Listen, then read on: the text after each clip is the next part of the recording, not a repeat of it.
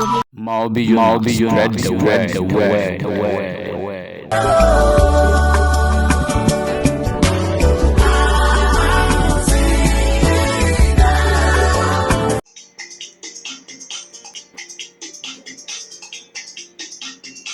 Hallelujah. Waka senige basimi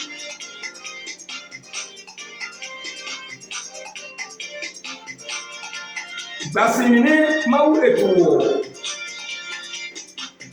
fotu ngeba ne walika kodumige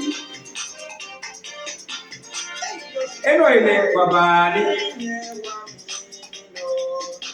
ole wabatu mwanu kwalege basimi oli basimi yo ngema uhemi kodumige lo yesuma ke kodobi ne enyawa ye basimi yo ahi ni bioke ake basimi ye yo seya no le kan bi abone o rezubano ne moyo se basimi monyu se basimi ni amakudu ne ka oyebe yo se yo ma keye bi omi ke abi yo no ngari ni se ka oyi fo o ma ala lo wa do aso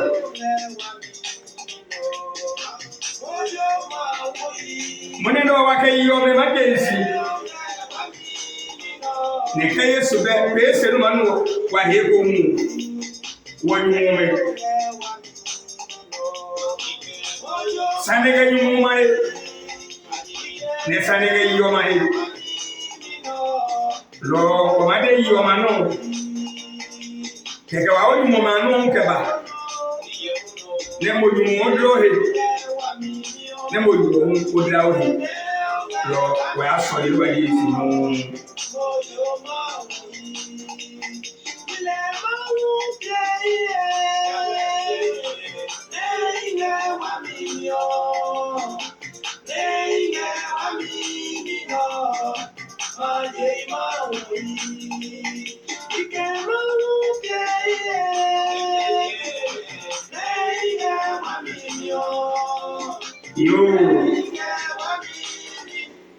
wanuncho Yesu wanamusi amen anokale foji muone asiwe mone apelo kone ehi mumukonkron kwa hiyamu moye manche wamanda musi amen amen yo nene wagehane ole jikan wamanika semige basimi ehi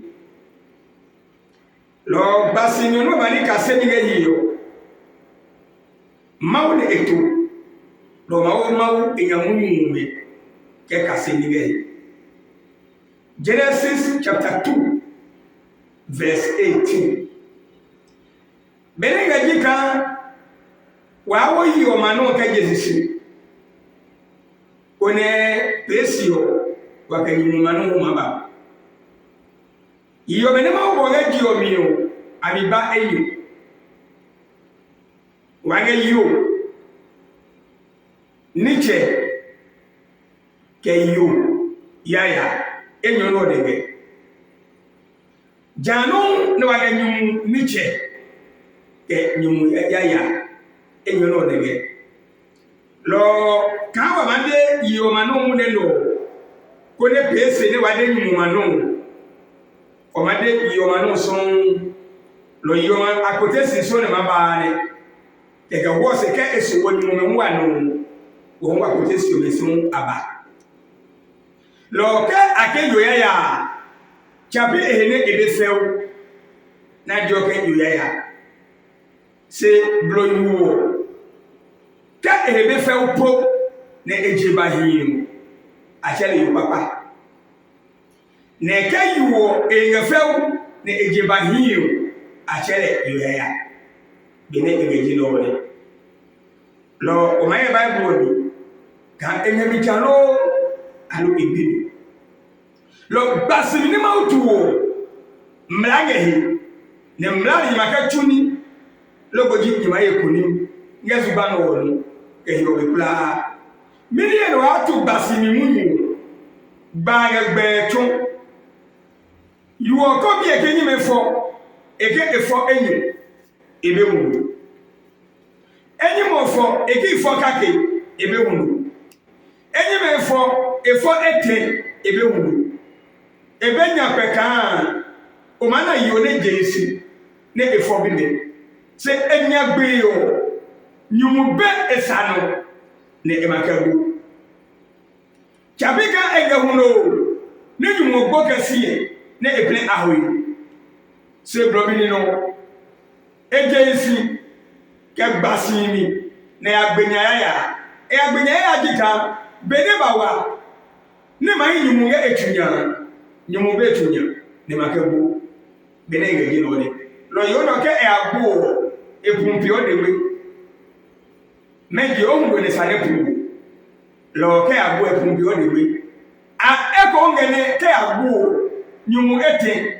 na apu yokaki mini ne nyumu ete apu yokaki ne isire dio myokula egba nyumu ete ne ke fobi kakaka lo hundo mete lo kebi kanyoro buo nyumu ete ali ne tutu ne ngai wopu bene ngai no ne eno me pe musunga dio misunka ya ne sana atoyi why kan gbasi ne no ya miru Genesis chapter 2 verse 18 mawkani Wani kande ngambo segibile wumi yenyo kande uneji nyuma ke pani. Enosio. Ya maudeke siyo. Ehi ka nyumu kake tone hisi. Kadi mu engene yobe dobe. Dabi. Lo ni mu fenyi mu no ngene o wa ne yobo de. Blo badwa pa yi. Wo se mu aba nyumu mai. No ba de nyumu me anu. Bene geji no ne. Lo bana nyumu ko bata bene mi yo. Ewa se yobe tunye. Imanga yumu mahi makani yo bebunya wosio wabana yumu mehu emu ngene mu hunge woka wakase ni ehi kanju muno kake ne hisi moya mala he piero ne sale ya maude no neo eza ka bene engo zubansu ka pue jena o milo yo metu openya eko bene sano loka e piero Numlo wolo wiyo metu obie we milo wehi pu milo wehi kero we peliche hallelujah amen pi lo we na bokekere dai lo koto wa bi lo kanyi na koto wo nye che tete ne nye che Mawubi Yona ketete lo mo yono nga wiyo miyo kona koto eyo ne biyo modeke aweyiride kono oche wo heke aweyikoko mo nyumu kona koto ne biyo Chiake awetete lo cha o ekemini no awetete eka koto wapi adesa lo bene mo babo lo yo meta ne e koto enyaken ege ki we ka Mawubi Yona ebe ga eka Yona du ne akosa ege bene ma ye oni eyo awenye dede koto ne ba ba kosa ne gugunga pe fo bope ibeni nebe no akisi ehuno ko akisi koto na ponya ta chafoni kono na kan esene ka koto wosi lo mawgo ni bolo yo me kwa ni ye o epe ko bene sanu lo kameni no e piero se piyo ne eboke hanu ka e piero ne isale ekemeni eke bojo bone echeku jape ebie se le nulo ni chele enawe he piero ne isale lulu waya Losio. Ya mauhale eke ya mauha mahevi ko bano nyumono. Ne bene ege mahio mike muo. Mauje nyumo kasa ukake. Ne eke helo chilejo. Hallelujah. Amen. Ibope iyo. Mene miegi eje nyumumi. Lo nyumu ewa peyo. Neleji. Se bene hesi bami ne ibasi miyo.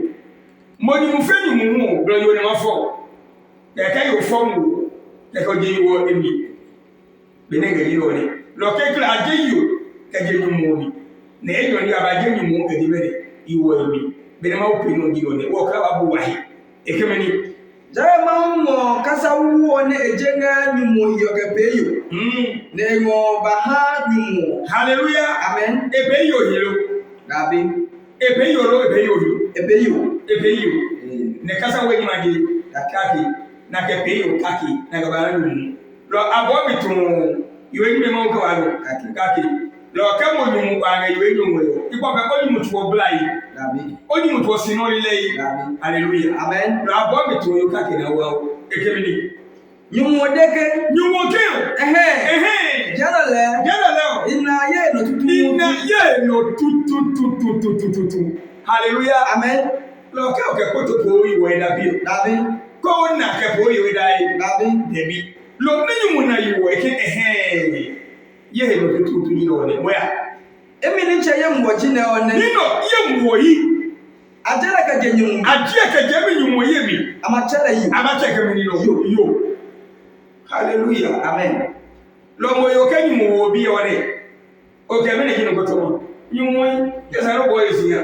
Ni mo bebie, ni mi nyumo yi mo bia ka che o yo. Obi bu, yesa ro bu. Hallelujah. Amen. Proverbs 18:22. Proverbs 18:22. Abeyi 18:22. Ye ko bu Mawubi Yona tu yo he. O ba si bi ma cho. Na ma che mo yo papa. Me ni ngaji no le. Lo e ato mo yuwo, ka ne ngaji o mi okula. Yi jibe, anyanyo enyo. Me ni ngaji no le. Se na enyo he. Angaja semini no. Anyamununu. Ne mununu na yo. No ake yiwe ya. Ke na ko yu papa. Ya to mo yu papa. Baba ka yuwo o manna. Ne eito boda. Ne ko opri yuwo etu ene yuwo ga enyo manda. Ne mo nyumo ma du ne ga fama fo ni ahi o he. Ke ba esi. Ache yu papa. Ke yu en feu. Ne en tumu etinu mu ko eno se buino. Ache yu ya. Bene ga yino ne. Se wo yumo me no ba lulu eji. Bloka ba mo yu blo nene engesile ne kageye yo efanya hiya go ba yeah ege to akosunti woni se wa yewe subanyi eno hanu wa chebe na isiblema ne me aye subanyi o wa chebe pe agba ewe basa amore pe yo je basa amore se pe wa gana ne ba no ake yo tutu lo agala ke yo efa lo agala yo bonfo bon 3 bon 13 for you ke bo ale yo fo ni market lo le ine lo pare ya se bon 13 bi se bon 4 bon 5 bon 3 o e hia papa ba do kemini wani kanenge abai wo mi nyuma pa nya kane na ji nyuma no ke enyo yenko ekeke omoyo kaka ona no papa iwo bi no papa yi lo ko mo iwo mi no papa lo ke omoyo no kwale ba na side ga si yo e go he kan no papa da wo no dabi hallelujah amen ma we ni ha ni bu wotwe ni ni chake jeje ba na he so mai wa na verse le do no ke omoyo ko moyo kaka ona no papa na ya ma ba ni mo ma jo mo lo yo fe yo ni mo nyumu anu no papa yi ne bi ma jo no ne ko be yo be ma jo hallelujah amen ka jo mo ka bi ni ma ye ni hallelujah amen lo mo ma jo mo jo ka yo ma fo bi me ni nyima na we to ni ni ye ka o fo we bi ke ke ma ho we to ni o ka be ni ma yo la lo ke o ke na ni ma yi hallelujah amen mo yo no fo bi be ne ga ni no le la ko pe ke no ko ya lo ni ke yo afo wi ko be no ko pi mo arewo ego bi mo arewo lo le so le han yi uslan ma woni na nyembobo nyega bi ola ne nyene ma woni na nyembobo ko ne be ne pe Abraham ke sel ai pe nyumja che be Isaac amore de ka aka fo we jeni mo biye na fo we bi se na Isaac ya fo lo ki ibe bi o ne me ma ye otoni ne ma wodi Isaac ke iwo ne lo di oyin Isaac fi ole ko fe ibu otwe moya Rebecca ni wa kan ma na Isaac penum plus ke ko how to bon hallelujah amen how we bring na shege be mi and twins hallelujah amen ona lo mo so ni ma ko no ma ba e kemi ni ko mo yo kemi no Ekio. Kongo ko nanu papa. Kongo ko ka nanu papa. Ne ya magba. Ne ma ma jomo. Yo Peter ko no papa ji. Yo le wa Bible to. Ipa be Abei 11:22. Proverbs 11:22. Ma uge ko mo yo. Ke ko nanu papa. Ne mi obi o ma jo. Hey! Yo, no papa yo. Se wa no papa, wa be nge yin. Ni do ke yo enyi ka ke hi, ne ka ke hi. O mana, e ke ni. Wa ni kan ne Abei wo mi o nyuma e ka ke. Kan ne ji nyuma e jo ke enyo. Ye ko. E ke yo ne nge few. Yo ne nge few ne nge silem. Se etumi kwa wi o. Se etumi ne nge yito mi o le etumi be ni no. E bi kwa wi o. Kwa we ne elle no papa ke do ya bi to wo yen. Ka sika tu ga ne ko to gugo mi. Ka sika tu ga wo le. Koto. Hallelujah. Amen. Koto no buke. Se ko de bi me chere ke. Dede yo. Oda. Daro nye no ko ni. E ke yo ne nge few. You are few sem. Se tre na ha etu. Se etumi kwa wi o. Dwemi ne nge no, dwemi fula ko ye bedwemi ya. Ka sika tu ga ne ko to gugo mi. Ka sika tu ga na wo ha koto. Hallelujah. Amen. No be ko no koto no wo mu ha. No wo sika tu ga. No wo kintesi ha. No wo lipo ha. No wo hakete ha koto. Ko me yo ye ma se. No so. E ma se sia ke nye we si boso. Ne adu. Blasti ni we si moso. Koto ma se. Ke ka o sika tu o pra ka ma bege. E ma wo moso. Lo yo le hiyo. Be ne ge lo le. Lo yo o do ni ko we lo. O e ka koto. O e ga fa o ga so e ka mi lo. Koto. Hallelujah. Amen. Keke mo e ka hin lo. David. You want to come up with an apa. Minister again, Proverbs 19:14. Abe, any man can day, anybody man can be. Hallelujah. Amen. No one ever told. No more you go back. Only honest and right. No can you mourn your form. Nini Agbenya, Nini Awana Kuchobe. Network joining you one. I will make a pay. No, I am way in yellow. So it's for a being a giver. Look at getting energy. Iabu Abeko. Lolly blow. Can lolly. Minister never is Yabi. My Yami too. Lolly blow. Can lolly. Minister never is Yabi. Lolly mother is lolly blow. Hallelujah. Amen. Lolly blow. A bar is sick. How many? Lolly. Can lolly blow is you. Lolly my yellow. Even when you money. Jebes. The lolly ye, you know. I can lolly blow him and young can. Lolly blow, many ye, lolly. I can young game. Second lolly blow, lolly ye will pay. A much a lolly blow. A very blow chair. Lawyer by your name or chair you by you. Blood you will not tell you and I'll tell you by your name. Lawyers are no policy. Go on in you. Lord, John, I lolly blow when you go tableau. Caloric, you know, a person. You call you. Passing the blank of your class, you can look at our money. A guy pump. Can you money? He will make you get a little bit again. You know, you are going to make a little bit of dinner. You're not a blow. I have a pay for me. See, Papa, not a blow, and I come to you and I get a gravel blow. Kalo nyen ne portos ne lo be kikia o wa boy ma fi oni mi ba ina yi ma fi oni mi ba ni ma wo nye bia no ka ni ngere ya ka nyelo ni lo le blo ne ehi e ka yo ni ne ko tablo e ka yi papa be ne ngi no ne lo yo ya e ka lo le blo ne ehi e uno ba ni ma nyi no ne tu ejo ma nyi si se yo papa e ka ko tablo e uno nye eno ne to ejomye Bible kamini wani kanene Abei wo mi o enyuma ke ne kan ne bi enyuma ke ewie waje ko e ka we ke sika we ke sika chame ademi ne anaka ji o ka gosini wanaka je chema de ka gosini ibo ba tu abago wi ono nyo mele we pewe chesi o ka gosini ebi e abaji tete ba fro e po we ne bo ne esinka wo ka e gosini esi propose ba mo ka e gosini ari bualu no nyama odo nya ne ba ko ye no okay ya pa wi oni je yere jo kamu na wo makran wo ye gosini Ore wekezuba ananga che me ade kameno bosini ya say yone lenio say yone lenio ya wale hano la ya ko ngana lenio jona hallelujah amen say yone lenio me ne hano ya we le ko na wo itui ni ma woni ha mo ne ba be saga wo ma wo saga kwa wo saga ebo ya yo gbe ma ko ebo apa gbe ma gbe ebe yo me gbe ma gbe ma bla hallelujah a wo saga bere ngi no sanga Bible king weke sika wanaka jeche madeka bosini so you papa abere hano Mawubi agere ni mo ntega die kokun yiwo papa ge ne ya ge lo ni de ko wo san fuma ngo mi ne hamo yiwo na pe papa na ze ki ne afolu ni na 40 years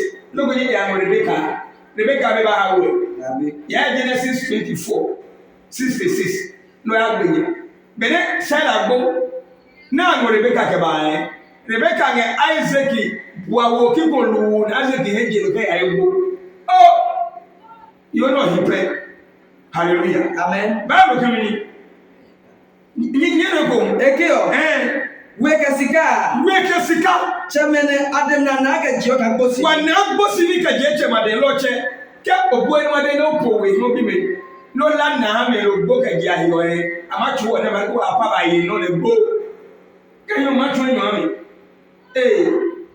Ekamini. Say yone lenio. Say yone lenio. Ya wale hano. Mawune hano. Hallelujah. Amen. Lo o sorry ne mawune hano yo. Porto majo kamna ha Isaac Rebecca ne etu njole. Bene ngi no ne. Hallelujah. Amen. Ibope. Kaji kan iyo. E ma pe yo papa. Olesu Proverbs chapter 15:1.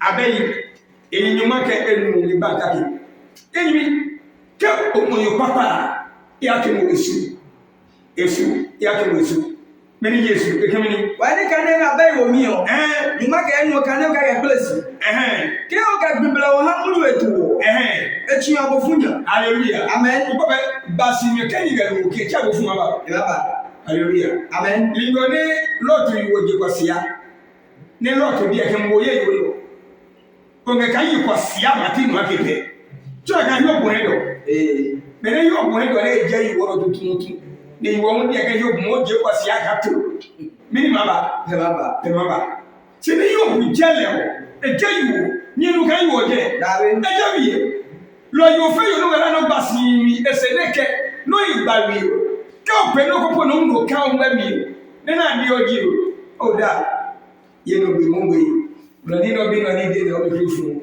e da ni ni be ko da ni de ke si o he ko be kwasi ala no be yimu e le pa no be te be ni yo yo mbe ne cho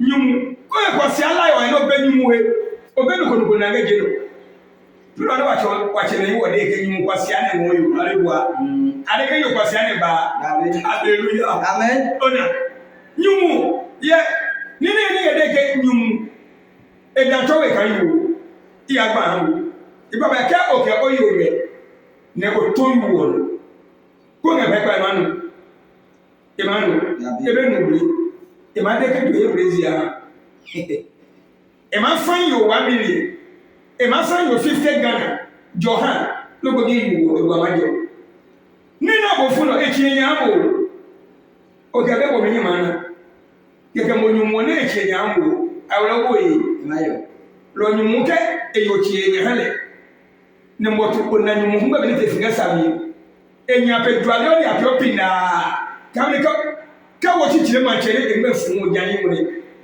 bro e kan yochienya lo nye yen to mu fa ngbe ma ne bogaki ne etu enya ne egbe kra fun yochienya ti bo be ka okayonge ne yo tomo nyumo no yeah obanye yi o ma fine David obanye ma fine ko na ne e adu ne ba setu ne ko paida ne peka edrabo ne ha mo nyu be yan ngi maje yan e ka ko ngesa ni okla yori kama obena e ko wadi mo la wa san ya mo se me ya san ya ka chibri o na bene ngi ha lo kanyu mu wo gbin wa ya we mi yiwo ewo hesi bam ke wo gbin wa yo kekeke chi nyumu ni no e abofunya eno ne yi o melio na gba na gbe yore eno ne yi o melio na gba na gbe yore ke ehun no hiamla ke ke lo hiamla kanyu modete le modete hallelujah amen ke so ende pia hita ku dawe abeta ku hi yere ke yi no ne jama yi o me hu ke o li pemi igba be quotation ne ba ko ma chu ni ma yi o me asuban ke ide no ko quotation ba ide mo na quotation ne ba ko ma chu ni ma asuban be ne ke yi no ne lo esane yi o ne kase ne ni gede yo da no ti me ku da ti me ke o ke dubla o ha mu hetuo ke oli o no wo gbi ni mo owo mu nu bla o ka pia ke ha e mu nu hetuo echi o abofuni yu mu na ono ma chinya alebua jai lo yi me ye kase no ne ko no wo gbi wa ga wi obi ni mo e ka jata ke o gbi wa ga wi obi mo wo gbi wa yo e ka bofun gata ido ke ni mo na cho wo ne wo gbi wa pe o mo go de loku mo de wa be ne o bla ka sechu mo wa no ye peti bo ha no ga e peti bo ha ne ma je ni posi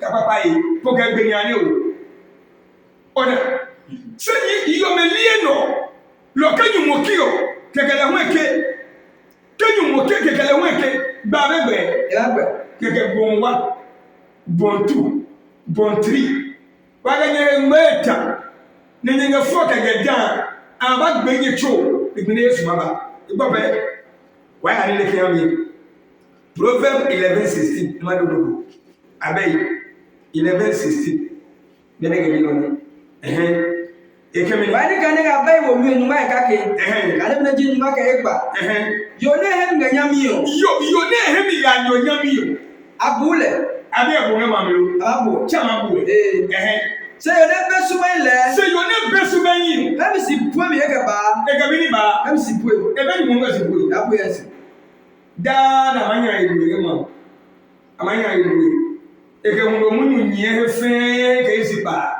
pona kamenu yo ya yai dawo ti meko eke yo ne he nga nyami yo ne he nga anonyami yo he abule ababu nga mabi se o ne besu ban se ne su ban be de o he si pu mi ga ba ma o he si pu ga ba ha mu e we kuli ko ma pu an bese ne ka we ko hululu ka yo nga mbese pu yo amale abele na ma de ko wa bi ko wa mbese pu e abele ma di yo we ko le lulu hallelujah amen ma mu yu je no mu ne Proverbs 14:1. Abey 14:1. You need a location in Gabi. No, you know what? Libinus Maba, and my bisi. About the blessing. Hallelujah. Amen. Egemini. Why can I buy with me? In my area, cannot get Kakio. Egemini. Again, you know, Hannah Webo. You are crime or you are Nilo. Emmanuel, you are living in a lambo. Oh, you are bo. Then you know, oh, you are bo. You must forgive me. Onyamenye nyetu ma jo ne wi omi nu boy oni ma ba wi blo ni ne ga wi ofo di wi obo re o aloka odu lefo ne blefo ewi o blefo obo davi ke wo pe ebo lo ni ma yi wi omi ke bo ajo mi e ke mi ni se yo kwasia ni pe mi ni wi awe se yo kwasia no ya no ke ma be ke agba wi o e ma wi o hallelujah amen be ke ma wi o gbogbo tí wọ́n máa bí ya blogger ni máa bá ó wẹ́ kúlì ká máa yìí nùgbò ìgbà máa kó àwọn ọ̀nà ìmọ̀ wùdí àwùyí ọ̀hán mọ̀ lóyìn mẹ́kúrà máa kó àwọn ọ̀nyìn mẹ́kúrà máa kó àwọn ebi àwùyí o ọ̀nà bẹ́ẹ̀ nìyẹn yọ ẹnà mi nù ngẹ̀ nù nù ni mi nù ngẹ̀ kásẹ̀ ngẹ̀ mi awo pì ọ̀ma wọ́n mú nyù pọ̀ yìí lẹ́sẹ̀ ní pì wà á dábò pè fẹ́ẹ̀sì yìí àlè wà bẹ́ẹ̀ ni pè máa tẹ̀yẹ máa nọ̀ mi yìí ko ni pere batu ma wu ama wo kwada la suku se be kwada la suku aya wo awu ma wu no boy mi ne wa ni wa chaki wa pere ne mada Proverbs chapter 12 verse 4 abey eyi ma keni ni ba me ne gi ewiye wa ne ma wo de wo gre yi ekemini wa ni kan ne abe wo mi ma kenyo kan ne je wiye eke yo papa le ka jla senga undo yimi yo papa Ega akekele ya ehundo yi. Hallelujah. Amen. Bobe. Iyome amini na hibla wa wege jilo. Pia ibomi. Jai. Nyumule humo. Ke epupe o. Leje ya akekele. Lo ke amabu manche akekele eyi bi na kebo lo ko no yo papa o troga oyi bi kamini no akekele ya ege yona pro ewuno hemisile e ka yona ewuno wuhi ami yone eba ne be fem de ewuno mazi pueyo yone ka hiyo nya ewuno ani no ewu hallelujah amen baba ka fi ma ngoyi ona to jo david oyoni no to david o mai david hallelujah amen kwa mo yo musuche mo no be wo obe gwajo na obe kle gbule bankune angebone mo mi froga hene sa no ye kra wiye obe ni mai ka ge bo ni mai ba kwa mo yo musuche mi ni ejo ko hinsi yususu so no ayi so no yususu e bro go musuche ye daro nyere jo ko no egemi ege yo papa le ka classe nge ewuno yimi yo papa ege ka kekele o ne hundo bu egemi ni yona pro ewuno hemisile yone puwa ehundo ba bi sine hiye hundo bia mi yo ega yonge ewuno wuhi ami ege ka hiyo ga hundo mi no ewu ne ko mo yo ne ba pe hiyo ma wu mi yo ne o ma kire david o ma nyi ni mai david o ma nyi mai ma wo david hallelujah amen be fe be no nyi no mu nyi tungo nya hi be fe be no nyi no mu nyi tungo nya hi o ige bra ba bi abasa bra mo yo musuche ba wo owi be ne ge no ne lo eno me no nganu yo ne o nga chakelo alo be chaki proverb 19:13 lo ko ngeno me nuyo esa lo chake yemene bagegbe jo mi ha yemene bagegbe ha he one yiwo ko ne inge bi no ko bi le o e agbani mu pa ehye bi ete to bi ke agbani mu pa ehye bi enyu ne ke agbani mu pa esaja hallelujah amen esaja bio ko jo mi ge ba do kemi wani kande ga bai wo min maka ne kana be jini maka ete ekemi bi kwasi aka eche wo ha wi mi ke o fo mi kwasi a e ma wo mo cho ke nyo ka o mi no ha o mi ni nyima ndo anya weto ni ki awo yi ga nya bi no nya yi lo ma de ki inga lo le o inga na se ya bi no pe ni ajesa ni yo ni gba yi weto ni nga da lo le o moya ege yone so pe o yone su pe ga we mi o ega tunya ni nenge de ege si pu ko le nya bebe mo ni lo mi mbo hallelujah amen eke o yone su pe o ege ka tunya ni nenge de ege si pu ko ibo pe ka yo mi ni ne epu nya tunu alo epu tunyi mi ka yo mi opa ne zimro pa ngla pa mi tuonyale nyobede nyanya bede loko ngoyo musuche no kuna wemi be fembe ngamunyu kwati hallelujah amen ngamuni pe ngamunyu che kwati lo embewe nohi akeke katunya nyanya nenge dekne se pu ko pansa embewe sale hallelujah amen jama yiwo meo ko na ne munyu ba pe bagoji ali sori la mala ibegboye se manadawa majaje omunyu keton blo benesa de ba mo ko ye lala se benesa de be la we la o se benesa de ba lala bo be ma black pa na no ngafia yo mo wa ma joyi david ke mo wa be joyo le wa ya bible kan ingonialu proverb 25:20 ke no wo no mi krimila ba jo bi ni ma wo ye be lala jamala mo ma wo mu e o hallelujah amen kebe so le la le so wetula waya nu gangbe o ke bawe poto pokun kasi no ko ojo kanya ka kun ojo pla ba je ma bi la no bela jama la no bela la pla why ni ma wo de ngai proverb 25:20 ekemini 25:20 ekemini kende ko ko moye ka wo no mi criminal na mo ne ado nu ne ga ko moye ne mo ga kwa jomlala enge kasanya ne mo ga lala ka ogwajo nga ka no ne ongo onge ko moyelo upa enge tiebe ga ka ne ni ngo ko boy ne mo le o ko nga so la nge kasami o nga bo pa nga hebini no tiebe ke fiebe suro pa bo ga no hiyo o ilawi elawi lo jama la me no nga la ongela kula no kombo mawo la kala yo brojo bi mawo le bla pala no ela yo mawo mo bla pala mawo ja kwasi ayi ituma no kwale kema yi yo mu ani be peji lo le afia bla pala ka afia so weto la mafia sorry la hamala hallelujah amen ibe boye se manada wa no oboje ba fa yo bebo abo ne gogo manada wala ngala no la bibla pala yi esuweni hallelujah amen Proverbs 19:13 Proverbs 19:13 okane mu pie 9:13 ha mai 9:13 ne o ka se ni ga benenge ni no hallelujah amen lo ye nyumu anu kwale na ngetu hamu owe no chake no pewe yo papa ne ofo bi kan nyumu kake no agbenya no go fo bi ne ka pasi yesu ba na o ekemini abai wo bi ne ka ne be nyumu aka ete yenko yoko sia gegege yoko sia gegege hallelujah amen motu gegege piani gegege bokwe gegege maken gegege henchotwe gegege igeni ekemini eke yoko sia gegege soko be he e peso bi ala yo ne pe o ga so de be yo ne kwa mbra o ga mini be so le mbra ke ba ko no heyetu ekemini eli no ko hulo eli ni dane isi ga sinyanya dane mai isi ga sinyanya kupe ga amaga wo hallelujah amen ekemini lo ma he me ne ahyo epe latuo kebele jepe ga isi ga ne ayo ebojo ne mane na ekemini kani nga nyemi no kebiyo ne anga yimi ko kwasusu ne maga isusu kebiyo ya kan blake no cho ne bedwe mi e ba hiyo keke apo jema to be sieku ne wo ayi apo jema no be sieku se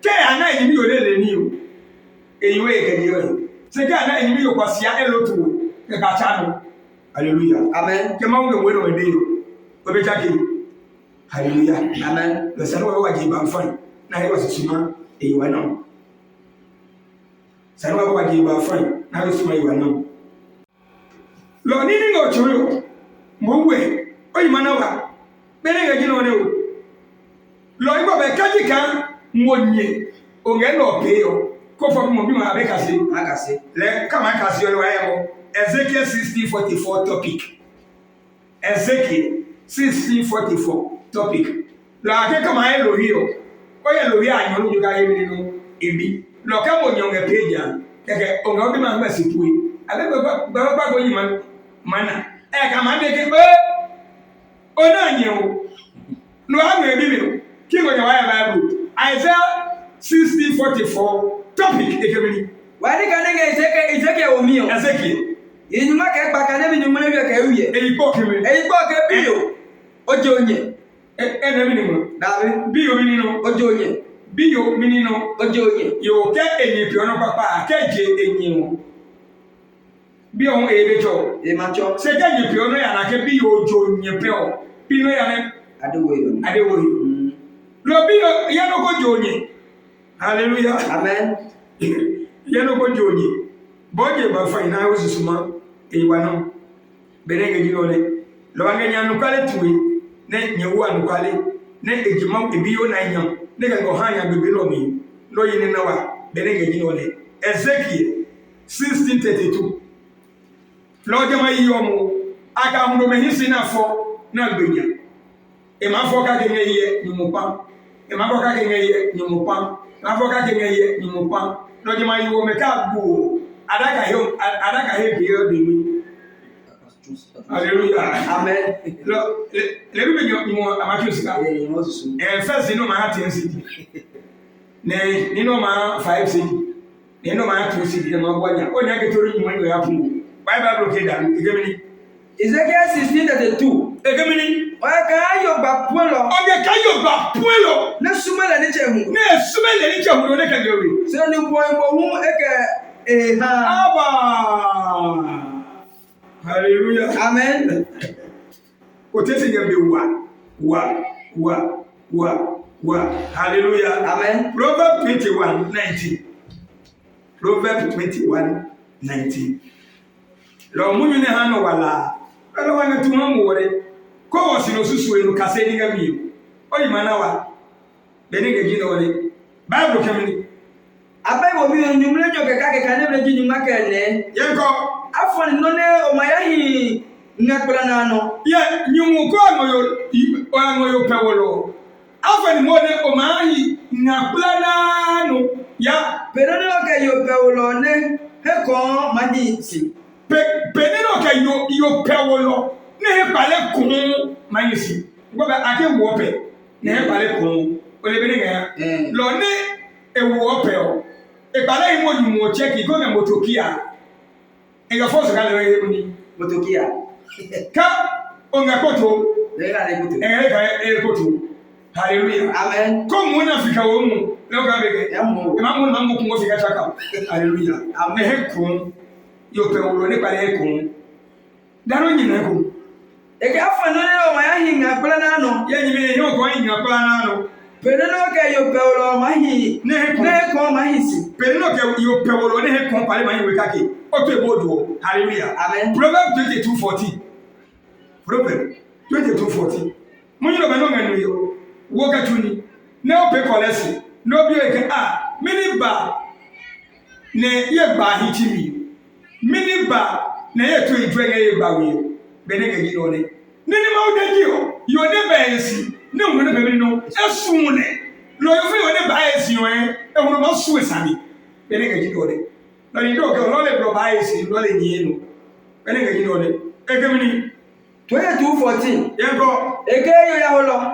Nyamye kamu vo ne atwamofosi. yo adwoma ne je hu no hiyo. Kamo ni mo e pa asumwe. Ne ye bi ka keke bi enu. No e asumwe no ke man yisi. Enyame nge kamini no mu na twafosi. Ya. Ni ne ya mi mifume le ano mo na o. Nyumu ina ma ukwu ami ho na no mi. Aboko na yoko ke esebi ke bi. No anga so yo. Obe mu no. Wanu. Hallelujah. Yama nyango papa anyange kamfu. E ma to nyumu ne ke nsane ne pie. Na go die jeba. Obua. Hallelujah. Amen. Mu be no ko. Leke jeba ne fie. Hallelujah. Amen. Lo inga mwa nkare tibi. Na wo no susuma eyine na wa. Ibo be kanyi yewe na yiwo no wi ono yeyo. Bana le ka wi yo ma mu be. Be ne ge ole. Ya ni mu ko pa na yiwo yeyo we. Genesis chapter 3:17 to 19. Genesis 3:17 to 19. Abona mo ke hada ke hawa. Awemi. Na Adam botwe na yiwo mla eye abono. Mwana no na leo. Kama musume na yo yo we. Yo ba esi ga we. Nyimu ne yo no na yo ba esi. Hallelujah. Amen. Loka yo ga esi ba. Nyimu maso sare. Nyimu maso sare. Ko fo bi na bi obu mu, obi asun. Masun. Ka bi obu mu wore. Ko ka nyima ye. Jalo ji basiri. Bible kamini. Bose kekele o mi yete kanebe ji nyuma ka kasi nyuma kenne. Mine de wo. Nyumole o. Ya ma onde leke. Ma odi eki. Oya bu oyiwo tuwe. Oya bu me tuwe. Oyiwo. Oya bu me tuwe. Oyiwo. Ne oye tuwo to iblo ne ide nyeke nyeko yi o. Na ka nga we ne yo kama ye yo no yo be pun. Obi me kwa masa. Ko nye we no ne yiwo yo no ye no mo nya. Yo masa. No bi mo masa. Ne ma mo be yo me hiye. Hallelujah. Amen. Moto no kware. Mote. Kama ni ma no ko hiyo. Je. Ekemini. No ne opera eji o. Ne no opera eji. Igbe asbasun. Ne bie baba wa no. Tabi yo pe. Ne Adam mo ebro ne ye yo no ne bie ba. Lo ke o ye yo sa ne yo no yi. Dabe. No mo nya. Dabe. Na do ke ni mo kwasi ane mo yi. Lo ke bene iwo je pe obo yi mo ko be no. O je ko mewi o kai wo je pe o ka mo be no mafo o mafo ke je wi o be pume o mana ka nimeli aga o nko mo e ka hiyo we to mo mafo ke je ko mo ka je wi na sinaba se wi o mi e be wi o yi hallelujah o se man no wi o yi jabi na ma uto hallelujah amen la ndu kwa lengo to yole no ke tuni ye mika ham 75 Baba ka omoyo. Chesa na yiwo ne le no weto ni ye. Esa na yiwo ne ele ono ko fe no ko aka ka pio e no kake se ya wo ga iwo ka mu no owo tie no naka eje ba hin kanele no wetoni ye ke ko ma ke no ko no ko de le o ida ko ya pe no ko fe no go kanele se ko amo yo musuche ne no ko fe no ko no ya pe odi ole o ma yo yawi ko amo yo musuche ne ele no ba gino tuge o ma yo yawi ko amo yo musuche ne o ya ke no no ngede ko ke no wala bande e ma ko no ngede no di ko li pe ke no ma je pe ma ke chwa ni ma li be ma ti won ka emile o pe no chi se jo a pe an lo kule o mo yo musuche ki ngo ne wa ba bu ge mi wani ka ne bi ka o mi pa ka ne be je nu wa je ko e ke nye ko mo nye e ko nye me nye ko he o di mi no ye aya kan pe o mo cho di mi me po na ma wo na gbi o de o ka me mi da se wo Yesu ya na gbi o jai ka ma gbe mo cho we ku lo nke na ma di abi na ma gbe mo ni lo ga no ku lo de to lo be a gbe mo onye bi o e ga ne to ne yo bi e ga se pa e a gbe o e ke mi ni ye ko mo nye no fo onye ngwe ano o mo no ka nye no we ke fu no kula no kwa Yesu o e a gbe o yo no ga le wo si po here onya no nge yo no ke wo si pa ke mi no o yo onya no nge yo no ke wo chi mi o yo onya no ke mi no e ka yo no musu che la lo yo ni che musu che hallelujah lo yi wo ko mu o ma pa yi wo si ma ka musu che yi ko ya ke no ko die ko si kiti ko ko die e ma de ko gama yo musu che hallelujah amen ko be daruti no e ki yo ye ko nye me nye ma de ko ye ko mo nye mo fo nye ngwe ano ya yo ne o gara wo si po here onya no nge hallelujah amen e ga mo na ka yo musu che la sa no yo onya no nge hallelujah amen la no kwa le jino le lo ni ngo de no wo ka tuni no cha ko jiba abe yiye nyumi ba paalu wonyu mui pia wa check we kai wo hie bi no wa mo se ka wa ko ha check yo kai wo fo bi se wa mo menene ihe ne fo me je ba ko ne fie lo ne efu anyu no ebe hundo efu ate ne be hundo ye be no fo bi paalu no be hundo mo tunya ko gbo me ne mapu le papa ko le do ko lo ne mapu ko lo do ko lo ne mapu Bible kemini abe wo mi yenyo ka ne Bible kemini ke ni ne pio ne da abe yi enyo me pampago ni ne pio ne da na yi anu kwale yo abe pio ai ya be pie ai hallelujah amen 37